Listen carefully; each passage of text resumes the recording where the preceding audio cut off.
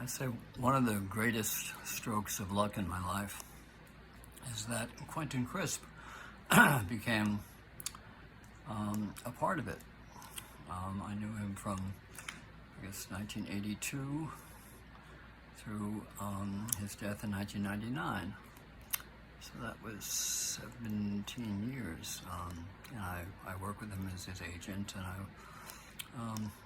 was a collaborator on The Wit and Wisdom of Quentin Crisp, which was a compendium of his stuff. And otherwise, he was just a part of my life for those 17 years. He was even more a part of the life of Philip Ward, who was his great friend and executor.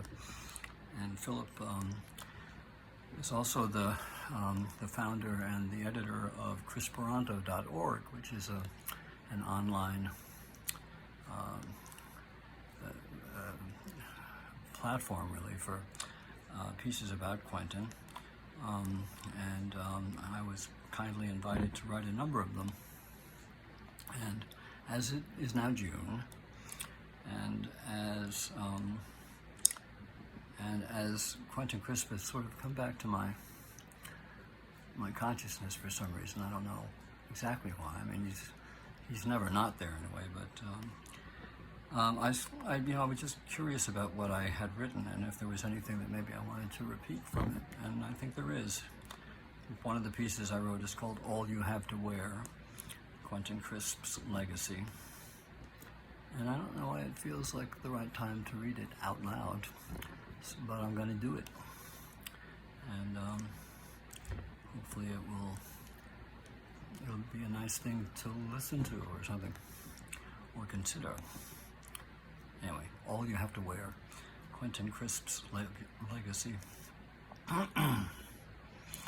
Somewhere back in the early 80s, 1983, 84, I remember walking Quentin Crisp home down 2nd Avenue from St. Mark's Place to East 3rd Street. We'd almost reached his corner when some drunken lout shouted from across 2nd Avenue, "Hey, faggot, suck my..." And, well, more in that vein. Quentin furrowed his brow and recited his now famous reply to all such jeers. Oh dear, we seem to have annoyed that gentleman in some way.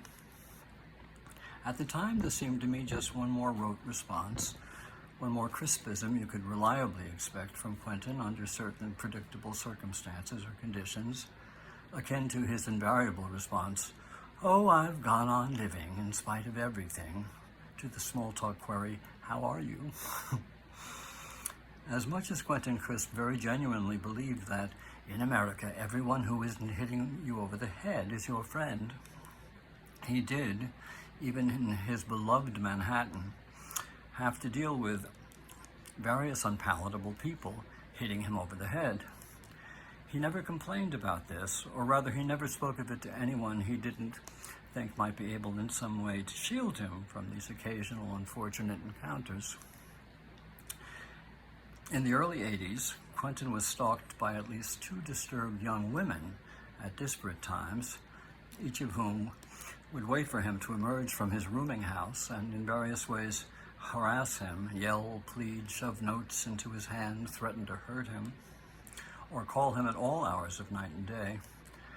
As one of his literary agents at Connie Clausen Associates, and perhaps more to the point, as his near neighbor, I lived in the East Village then, as I do again now, I was one of the rare people to whom he confessed his distress over these occasional assaults.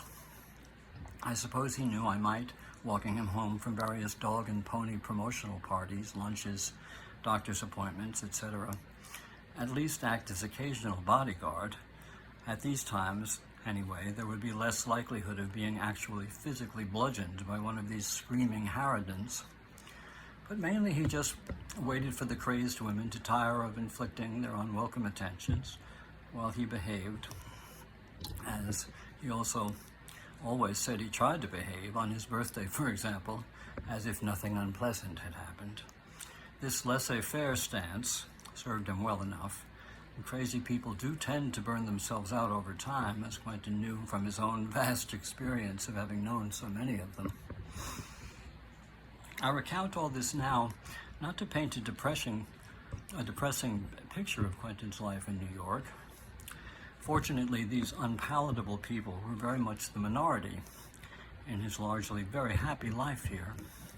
But now, a year and a half after his departure from planet Earth, which is when I wrote this, I hear something quite different, even startling, in the echo of his crispisms. His invariable responses to the inevitable day-to-day insults and difficulties he faced. Now they no longer seem rote, unthinking. I hear an innocence in them, something childlike. I hear genuine bewilderment at his finding out once again that people chose to behave unkindly, not just toward him, but toward each other. This innocence of Quentin Crisp became clearer to me recently when, asking a friend, an out gay man, who had only seen Quentin in a couple videos, the movie Resident Alien and his one-man show, An Evening with Quentin Crisp, what his impressions were. I was struck by how much wince there was in his reply. "What a flaming old queen," he muttered, but all but jumping back from me as if I were Quentin. I flashed back to 1984 when I showed my father the cover of the just-published Harper edition of The Wit and Wisdom of Quentin Crisp, the anthology I was privileged to produce with him, a large purple trade paperback featuring a glamorous black and white portrait. Quentin looked a bit like Catherine Cornell, by the well-known New Orleans photographer Georges Dureau. My father similarly jumped back from it, an involuntary reflex, a somatic aversion to the thing. Clearly, this had to do with deeply entrenched assumptions about gender, which Quentin, to so many people, but mostly men, evidently violated too blatantly to be tolerated. But what hit me upside the head now, this latest time, hearing my friend describe Quentin as a flaming queen before all else, was my realization that I had never found Quentin effeminate. I mean, never. From the moment I met him in the office of his literary agency, Connie Clausen Associates, through years of seeing him in social and professional venues of every bewildering stripe, he never once seemed effeminate to me. Now, I have nothing against effeminacy, some of my best friends, etc., but there was something so authentic, is the word that comes to mind, something so singular about Quentin, that to me, he transcended all categories, even the ones that seem so obvious to so many others. Frankly, this made me feel a little stupid. The first reaction of very nearly everyone I talked to who knew who Quentin was, from his work or his reputation, was some species of "what a flaming old queen." What was I missing? Was my blindness to Quentin's alleged effeminacy some psychological defense against my own unconscious aversion to it? No, because when I feel what Quentin's real legacy to me is, something I'm somehow more able to feel after his death, it has to do with what I've called his innocence. I believe Quentin Crisp truly didn't understand that he or anyone else had the choice to be anyone other than himself.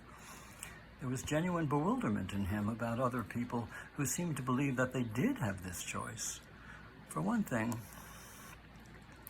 we were all so bad at it.